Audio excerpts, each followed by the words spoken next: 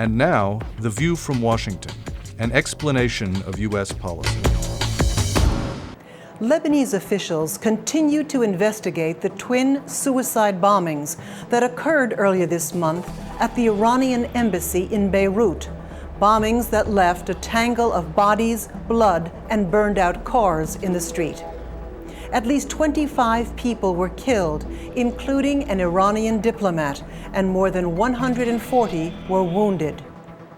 An al-Qaeda-linked terrorist group, the Abdullah Brigades, claimed responsibility for the attacks, saying they would continue until Hezbollah, supported by the Iranian regime, withdraws its forces from Syria. In a statement, U.S. Secretary of State John Kerry strongly condemned the senseless and despicable terrorist bombings. The United States, said Mr. Kerry, knows too well the cost of terrorism directed at our own diplomats around the world, and our hearts go out to the Iranian people after this violent and unjustifiable attack claimed the life of at least one of their diplomats.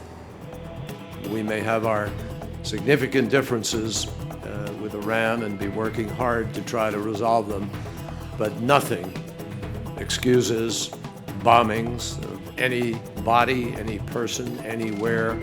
This violent taking of life has to end. And we all have a huge obligation to work together to try to find a way to deal with it.